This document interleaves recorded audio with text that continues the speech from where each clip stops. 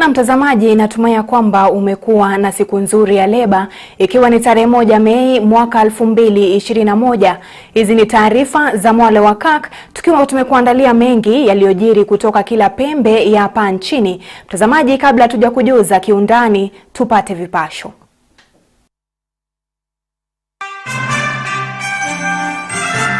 It is your life and the life of 50 million Kenyans that we are talking about here. Rais Kenyatta afanya mabadiliko katika vigezo vya kudhibiti msambao wa corona.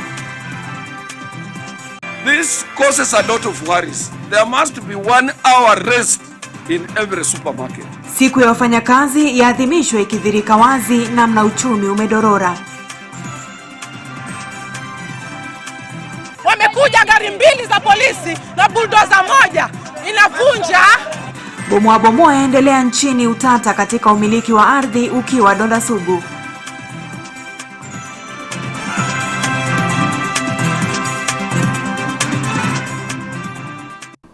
Na mtazamaji, karibu. Huu ni Mwale wa Kirk. Jina langu ni Aidah Munzatsi na kwa lugha ya ishara ni Edith Koros. Ni afueni kwa Wakenya baada ya Rais Kenyatta kutangaza mabadiliko katika vigezo vya kudhibiti msambao wa corona ambavyo alikuwa ameviweka hapo awali. Sasa usafiri wa kuingia na kutoka katika kaunti 5 zilizotambulika kama eneo moja lenye msambao mkubwa wa virusi hivyo umerejelewa. Vincent Kerosi ametuandalia taarifa hiyo kwa kina. It is directed that the cessation of movement into and out of the zoned areas be and is hereby lifted. Hotuba hii ya Rais Kenyatta ni sawa na wimbo mtamu masikioni mwa Wakenya wengi, hasa wale ambao kwa muda wa zaidi ya mwezi mmoja wamejipata kwenye njia panda bila kutoka au kuingia ndani ya kaunti za Nairobi, Nakuru, Kiambu, Kajiado na Machakos. Katika hotuba yake ya sherehe za siku kuu ya leba tarehe 1 Mei, angalau imekuja na upya wake, kwani mbali na kutoa vigezo vya usitishwaji usafiri ndani na nje ya kaunti hizo, muda wa kutopatikana nje yani curfew umepunguzwa na sasa utaanza kutekelezwa kuanzia saa 4 usiku badala ya saa 2 jioni. The hours of curfew in the zoned area are revised to commence at 10 p.m. and end at 4 p.m. with effect from midnight on this day of May 2021. Kwa muda sasa Wakenya wamekuwa wakilalama kuhusu vigezo hivyo na changamoto zake, lakini Rais Uhuru kwenye hotuba yake amesema kwamba tangu kutangaza amri hiyo, asilimia ya maambukizi imepungua pakubwa, kaunti ya Nairobi ikishuhudia kupungua kwa asilimia 74. After 1 month of lockdown, the COVID case load within the zoned areas has come down by 72%. In other areas of the Republic, the COVID caseload fell by 89% and in Mombasa and 90% in Busia between March and April. Afueni nyingine ni kwa wafanya biashara wa sekta ya hoteli na mikahawa, kwani sasa wameruhusiwa kurejelea shughuli zao hiyo kesho, japo watatakikana kufunga milango yao saa 1 jioni. Rais pia akiwatia raha wana michezo ambao sasa watazivalia daluga zao na kurejea uwanjani kulingana na mwongozo wa Wizara ya Afya na ile ya michezo. Waumini wa madhehebu mbalimbali ambao wamekuwa wakitegemea ibada za mtandaoni kufuatia kusimamishwa kwa muda sasa ibada za moja kwa moja watarejelea kuhudhuria ibada kanisani, japo Rais amesisitiza kwamba ni 3/4 tu ya waumini watakaoruhusiwa ibadani kulingana ukubwa wa jengo lenyewe. Hotuba ya Rais kuhusu kuondolewa kwa vigezo hivi kumeondoa ati yoyote iliyokuwepo kuhusu ufunguzi wa shule, Rais akisema kwamba kalenda ya shule haitaadhirika, wanafunzi wakitarajiwa kurudi shuleni kuanzia Mei tarehe 10. All our educational institutions in all levels of learning shall reopen in accordance with the calendar issued by the Ministry of Education. Kwingineko nchini hali haijabadilika, curfew ya saa 4 usiku hadi saa 10 mafungulia ng'ombe ikisalia. Hata hivyo wanasiasa bado watasalia kufungwa kamba mguuni, kwani mikutano yoyote ya kisiasa bado ni marufuku. Tangazo hili la Rais limetokea wakati ambapo uchumi wa taifa umedorora, wafanyabiashara na sekta nyingine mbalimbali zikihisi ukali wa amri zilizokuwepo.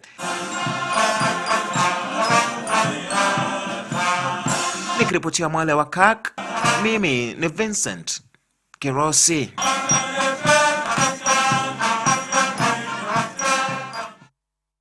Shukran Vincent Kerosi kwa taarifa hiyo, na bila shaka ni afueni, lakini haimaanishi tulegeze kamba katika kuzingatia masharti ya kudhibiti corona. Tukisonga mbele, Wakenya wameadhimisha sikukuu ya leba hii leo, siku ambayo imetengwa ili kusherehekea wafanyakazi na mchango wao katika uchumi wa Kenya. Ni mara ya pili Kenya kuadhimisha siku hii ulimwengu unapopambana na tandavu la COVID-19. Taarifa ifuatayo inakuarifu namna mambo yalivyokuwa, ikiwemo uchambuzi wa hotuba ya Rais Uhuru Kenyatta na kiongozi wa KOTU Francis Atwoli.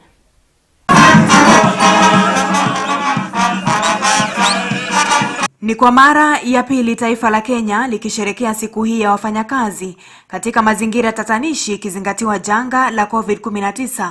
Wakenya wengi wakifinyika haswa kwa hali ya maisha na uchumi kudorora.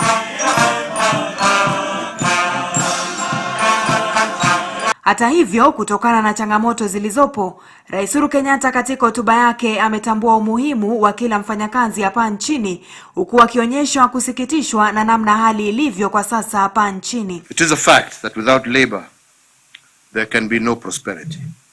Rais aliwapa heko wafanyakazi wote wa afya hapa nchini kwa kujituma na kuyaokoa maisha ya Wakenya wengi walioambukizwa na ugonjwa wa COVID-19.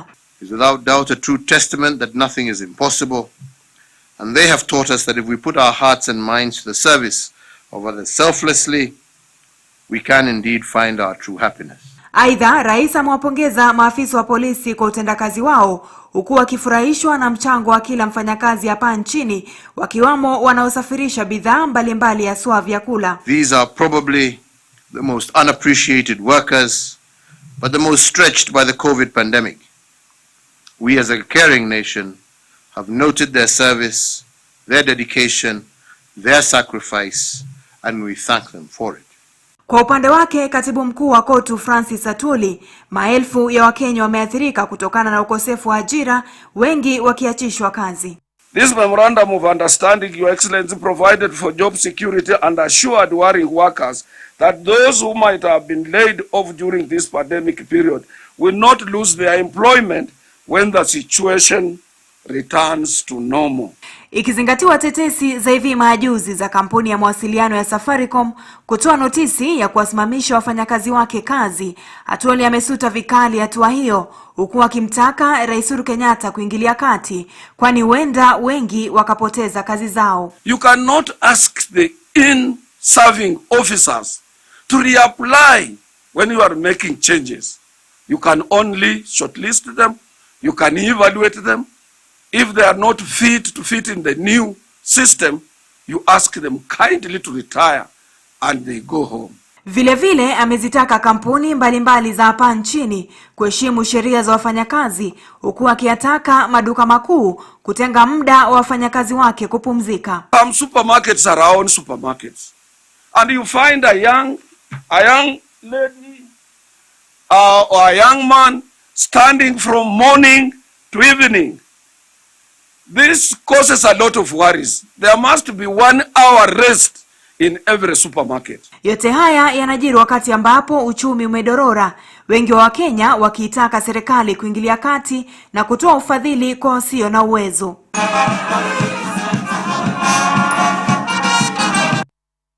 Na kizaazaa kimezuka eneo la Kanyangwa, Malindi baada ya ubomozi kufanyika alfajiri ya leo na kuacha mamia ya watu bila makao. Mbunge wa eneo hilo Aidah ameshtumu vikali waliohusika na tendo hilo la ubomozi, huku akisisitiza kuwa waliobomolewa makao yao hawatahama wala kutoka katika mashamba yao. Jeshi kubwa mama, mko wapi? Ongeeni! Jeshi kubwa mama, haki yetu! Tunachoka sisi, tutaangalia mpaka lini? Ni katika eneo bunge la Malindi, maeneo ya Kanyangwa, ambapo wazee kwa vijana, kina mama na hata watoto walifanya maandamano, huku wakifunga barabara ya Malindi kwenda Savu kwa kuwasha moto mkubwa kwa hasira waliokuwa nayo. Mwananchi wa kawaida anateseka kwa sababu ya Mwarabu ambaye ana demand shamba ambayo hana title deed nayo, ambayo shamba hii vizazi na vizazi vya Mgiriama wamekaa hapa. Haya yalijiri baada ya tingatinga pamoja na magari ya polisi yaliwasili eneo hili alfajiri ya leo na kubomoa nyumba za wakazi wa eneo hili. Wamefika saa 10 za usiku anawea. Umesikia? Wamefika saa 10 za usiku anawea. Kuna mama na watoto wamelala. Kuna mvua inapiga. Wamekuja gari 2 za polisi na bulldozer moja.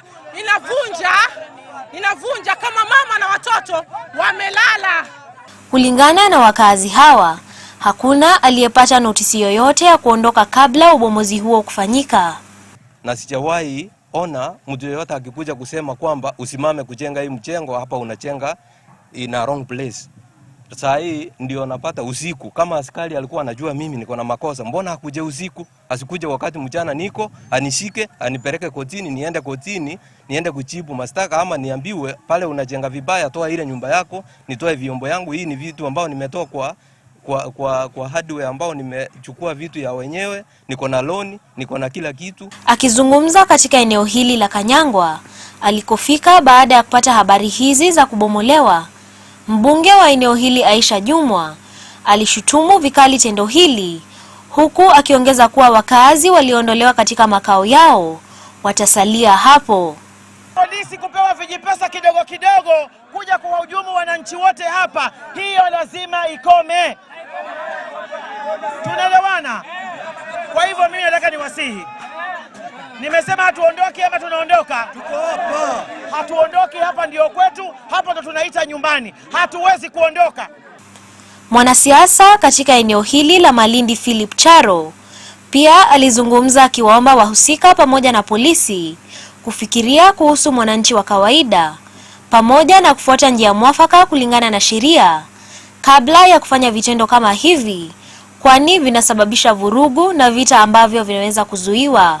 Kwa hiyo kuja kumvunjia tena mtu aanze afresh ambapo hana makao, watu wana familia, watu wako na watoto wachanga ndani ya nyumba, tunatarajia watu hao waende wapi na wafanye nini? Sasa naona ni challenge ambayo tunaiweka, ambayo kwa hakika tunatoa wito hata kwa polisi pia tuwe waangalifu wakati tunapo execute mambo kama haya, kwa sababu ni mambo ambayo yanaweza ku create tension ambazo haziko necessary kwa maeneo. Watu Malindi wameishi kwa amani kwa muda mrefu. Hatutateswa na Mwarabu, tumechoka. Tunataka haki zetu. Sawa? Nikiripotia Mwale wa Kirk, mimi ni Njeri Mwangi.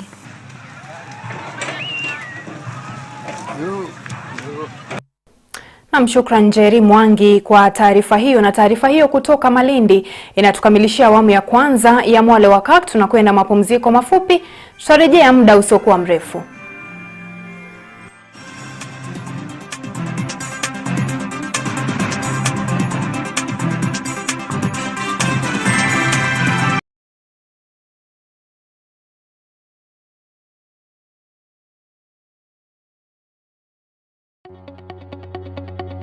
We welcome your feedback on our programming. For questions or comments, kindly get in touch with us on email info@kirktv.org, SMS us on 22167 or call us on 0794 588 054.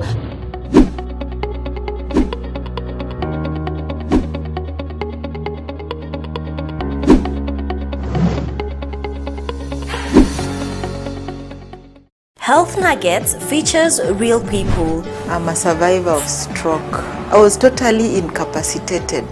Sasa kama hiyo nyumba yangu naona niliuza. Juu ya huyo mtoto tu nimpeleke Mathare. Lazima ujikakamue uone nani anaweza kukusaidia, umwambie ukweli yako. Highlighting real issues on your health and well-being. Especially for people who are pregnant, I'd advise them to keep off from that, farm-fed, farm-bred fish from China. Creates awareness on health matters affecting you. We sometimes treat our cars better than we treat ourselves, right? Because every couple of miles you send it to the garage, right? You don't wait for it to break down. But with our bodies, you wait for the car to break down, as it were, then you say, okay, let me go to the hospital. While good health is not something that you can buy, but be rest assured that health is wealth. Don't miss Health Nuggets every Monday at 7:30 p.m. here on Kirk TV. Your health matters.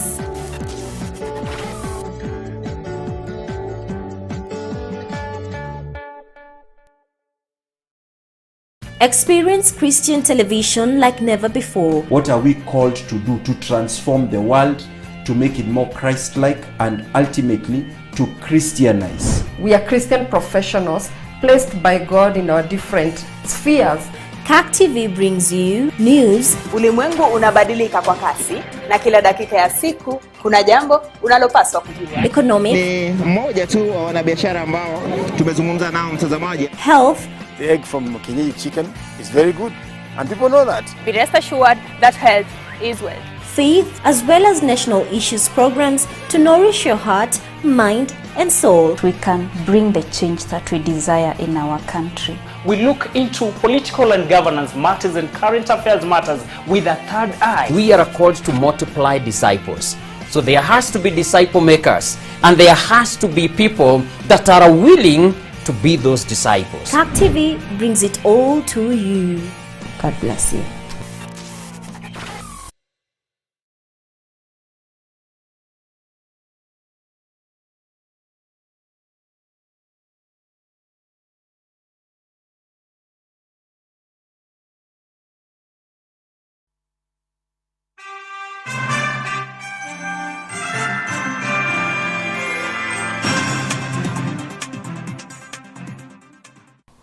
Na mtazamaji, karibu kwenye awamu ya pili ya Mwale wa Kirk.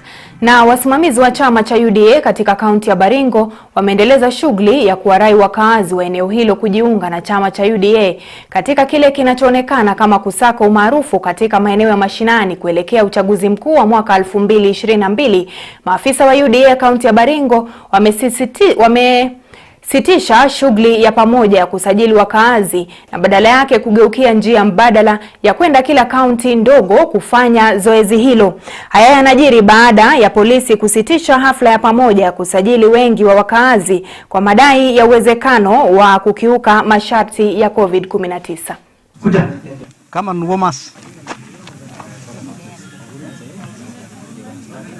kazi inaanza leo na itaendelea kwa wiki moja, ambao tunataka kuregister members zaidi ya 20,000.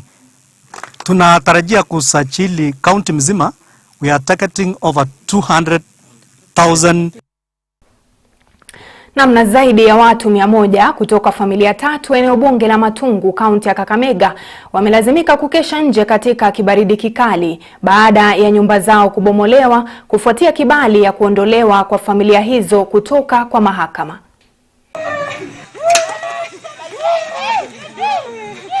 Ni vilio vya jamaa walioathirika baada ya makao yao kubomolewa, wakidai hawana mahali pengine pa kwenda na kwamba wamenyanyaswa. Inadaiwa kuwa ni mzozo wa kijamii unaoletwa na ardhi hii ambayo pande zote mbili zinadai kuimiliki. Vitu ndio hizo nje, nyumba ndio ile imeanguka. Sasa nitakuaje? Hata kama ilikuwa shida mahali ingekuja iweka hao watu pamoja iwasaidie. Kuliko kuja hapa kuangusha manyumba ni watoto wadogo kwa hii boma, mvua saa hii ni mingi. Sasa vitu kama hiyo ni ujirani mzuri kweli? Inaaminika kuwa kesi hii kuhusu umiliki wa kipande hiki cha ardhi ilikuwa kotini na kisha mahakama ikaamuru waathiriwa kutoka kwenye kipande hiki cha ardhi kwani hawakimiliki kihalali. Na tukaambiwa tuwe evict. So leo ndio ilikuwa siku ya nafasi yetu yenye tulipata ku evict. Na ndio kwa maana unaona sasa vile tumeangusha nyumba zao, wanachukua vitu zao wakirudi kule kwenye walitoka. Kulingana na walioshtaki na kupeleka kesi hiyo mahakamani ni kwamba kipande hiki cha ardhi kilinyakuliwa na mzee wa boma hili na hata nambari za hatimiliki hazifanani. Nyumba wako na manyumba zao, lakini kwa ajili ya kiburi na ubabe wakaamua kuvamia shamba. Kwa hivyo tungependa hii kama ni maneno ya court order, kama maneno ni kotini, wenye shamba wanasema kwamba kesi iliisha, ikawa kwamba wameshinda kesi. Tunashindwa namna gani kwamba hii order imepatikana kwamba tena wenye shamba watolewe, kwamba wahamishwe wabomolewe manyumba zao. Hata hivyo walioathirika wanasema kwamba njia iliyotumika kuwafurusha kutoka kwenye kipande hiki cha ardhi haifai na kwamba si sawa. Kwa hivyo tungependa koti ya Kakamega High Court ifanye itende yale maneno ambayo iko na wema. Tuangalie hiyo faili iliruliwa namna gani, tuangalie ili tusiwe na dhuluma. Na wanafanya demotion kwa hizi nyumba zote bila kutuonyesha arifa yoyote wala hiyo court order yenyewe. Hiyo ni dhulma. Dhulma ambayo tunafanywa sisi tuko kwa saumu saa hizi. Tunafanywa dhulma kama hii. Mwezi wa Ramadhani mtukufu. Watu kama mtoto kama huyu anatendwa haki, ataishi wapi? Na anaishi kwa katika madrasa. Tufanye nini? Ubomozi huu unajiri wakati ambapo visa sawia na hivi vinazidi kuripotiwa kila uchao, masuala ya umiliki wa shamba yakikumbwa na utata mwingi hapa nchini. The pending issue is the issue of land, and land in this country is known to be very emotive. So we are looking at evictions where parties are ambushed. Sometimes trial by ambush prejudices so much people. What we are seeing is what we wouldn't want the justice system to be painted as. Aidah, wiki hii Rais Uhuru Kenyatta alizindua Ardhi Sasa, jukwaa la mtandaoni unatarajiwa kusuluhisha mizozo ya umiliki wa ardhi na masuala mengineo ya ardhi. Nikiripotia runinga Kirk, jina langu ni Faith Kaulu. Shukran Faith Kaulu kwa taarifa hiyo. Na mtazamaji, utafahamu kuwa visa vya bomoa ama manyumba kubomolewa vimeongezeka maradufu hapa nchini. Nadhani bila shaka ni swali ambalo serikali inapaswa kuchunguza, na sijui Wizara ya Ardhi ina yepi ya kusema. Tukisonga mbele, wabunge wa ANC wamepinga pendekezo la chama cha ODM kutaka wabunge kufanya marekebisho ripoti ya BBI, wakisema kuwa ni sharti ripoti hiyo isipitishwe ilivyo. Akizungumza, mbunge wa Lugari Ayub Savula amesema kuwa hawatakubali kushurutishwa na chama kimoja, kwani BBI ni ya Wakenya kwa ujumla. Savula kadhalika amepigia debe kuteuliwa kwa Martha Koome kama jaji mkuu. We have agreed as a party, as ANC, that we are going to support the BBI process in Parliament until the document goes through. Those opposing it, or those who want amendment, are the ones who used to say the train has left the station. The train is almost crashing. Why do they want to do amendment now, and they know very well the amendments are illegal? The Orengos of this world, we pass the document the way it is. Let's subject it to the referendum. Let the people decide, because this is a popular initiative, the people's initiative. You cannot amend even a comma in Parliament. And Orengo is a learned lawyer. He understands this. So we shall support the Uhuru side in ensuring that the document sails through Parliament.